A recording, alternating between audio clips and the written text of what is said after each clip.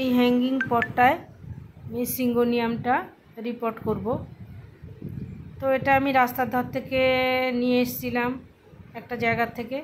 গাছটা খুব সুন্দর হচ্ছে, যে লম্বা একটু হয়ে গেছে সেটাকে কেটে আবার এর সঙ্গে বসিয়ে দেব। গাছের গ্রোথও খুব ভালো হচ্ছে, তা ভাবলাম এই গাছ তো হ্যাঙ্গিংয়ে দিলে খুব ভালো হয়, তাই হ্যাঙ্গিং পটে দেওয়ার জন্য এই পটটা নিয়েছি। এই মাটিটাও ভালো ছিল না, আমি আগে যেটা লাগিয়েছি মাটিটা খুব বাজে মাটি ছিল। এই টবের মধ্যে মাটি ছিল, তার মধ্যেই লাগিয়েছি।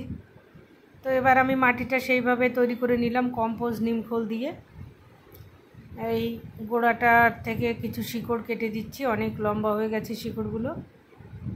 তো এটা এই হ্যাঙ্গিং পটে দিয়ে ঝুলিয়ে রাখবো। গাছটা আস্তে পরে ঝুলে ঝুলে হলে খুব সুন্দর লাগবে দেখতে, তার জন্যই হ্যাঙ্গিং পটে দেওয়া।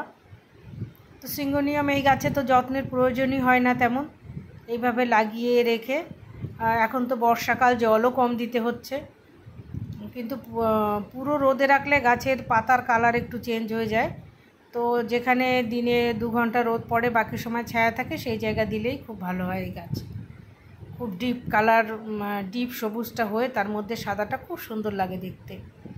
তো আমি সেইভাবেই হ্যাঙ্গিংটা করব।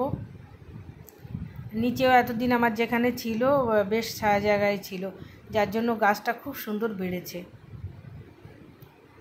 তো এই গাছ তো সবাই যারা ইনডোর প্লান্ট করেন তারা এই গাছ লাগাতেই পারেন।